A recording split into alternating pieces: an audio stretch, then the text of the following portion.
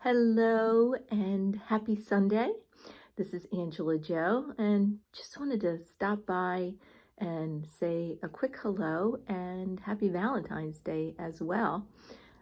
I know one of the things, that we love about Valentine's Day is it's a day of love. And for me, I was just nudged this morning to make it about the love of God. And with that said, I was listening to a sermon this morning, and do you ever just, I don't know, you just listen to something and you're so moved and you're so inspired that you're nudged to share it.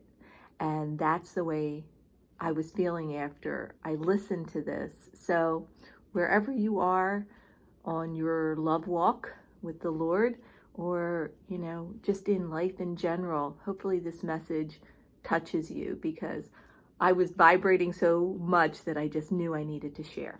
So I just started, sorry, I got a little hair on my face there, listening a couple months ago, I guess, to Steve Furtick from Elevation Church, and just love the messages. You know, when something just happens that you hear and you feel like it's right for you, that's the way this message was and has been for the last few weeks. So this was taken from First Peter and the second chapter, just maybe the first 8 verses or so.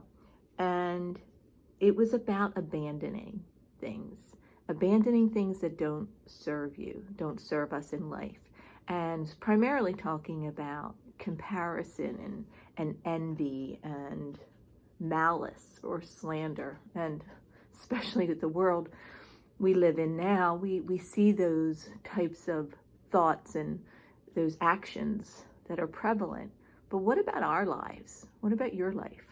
What can we look at and say, wow, am I being real? Am I being true to my authentic self? And what do I need to let go of in order to get to the next step or the next phase or the next season in my life? And one of the things I wrote down, which I loved, is the first step to getting ready is to get rid of. Get rid of. It just dawned on me. I remember when I wrote my book, Here I Am Wake Up Call, about 7 years ago. I'm the queen of acronyms, I've been told. And I had one that said RID. And what it is, it's about your thoughts and your actions and your words. And the acronym stands for recognize, inspect, delete. So if what you're doing, when you recognize it and really look at it intentionally, if it doesn't serve you, get rid of it. So that just kind of dawned on me when I was reading that about getting rid of. And we are all built differently. That's the cool thing. When we look at, who we are and whose we are, we should know that we are loved by God. God created you to be the perfect you. No one else has the same blueprint, the same fingerprint as you. You are created uniquely and designed, especially by Him. And you were knitted in your mother's womb by Him. How comforting is that on a day when we're focusing on love? And we should focus on love every day, but since it's Valentine's Day, I want to put that in there. So one of the things that resonated the most with me this morning was how we're built differently. And sometimes when you look at somebody and you think about their journey, all of a sudden, you've probably heard the phrase before, they're a 20-year overnight success, something along those lines.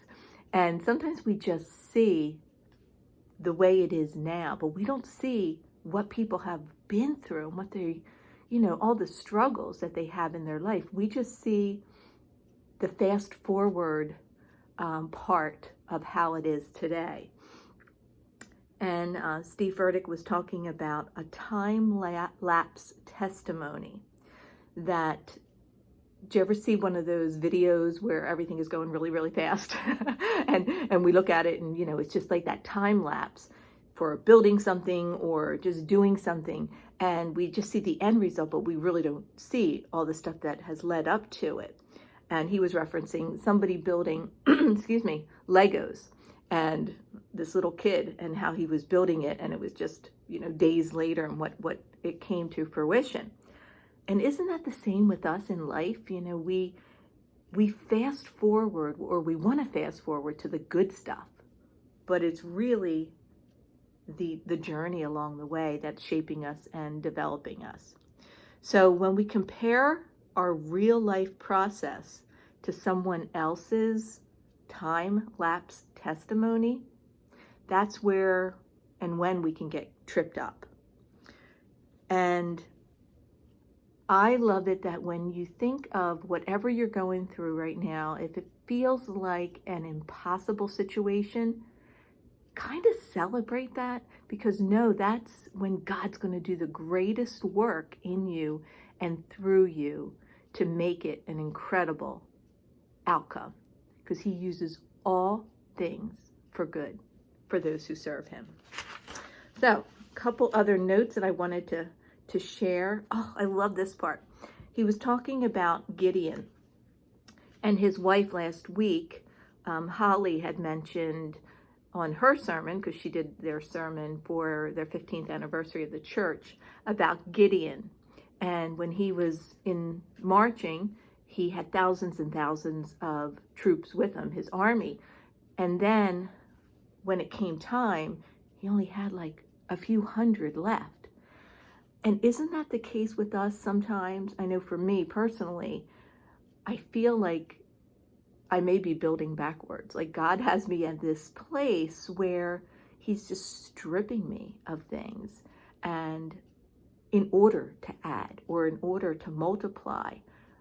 But in the process, you just feel like you're being stripped of so much. And again, when we recognize that, it might make it a little easier because it's part of the preparation process. And in verse 4 of 1 Peter chapter 2, it says that you are chosen by God. God selects what man rejects. That's kind of the paraphrase of that. And people didn't recognize Jesus for the perfection of who he was, because we tend to look at things that are real but are wrong.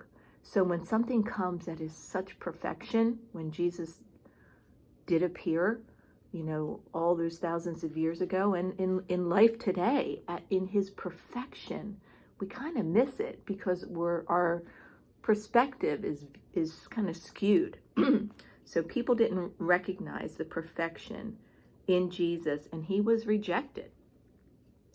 And accepting Jesus, when we accept Jesus in our lives, that's kind of a little bit of the easier part, because if you think about it, why not? I mean, he is the one who fills the gap for us. He's the one that is our connection to God. He's the one that is our mediator and is our heart. So why not accept him? However, the bigger question is, do we accept ourselves? Do we accept who we are? Or do we constantly look at our imperfections and thinking that we're never going to get to the next place? So in verse 5, this was my biggest wow. In verse 5, 2 words, 2 small words, you also.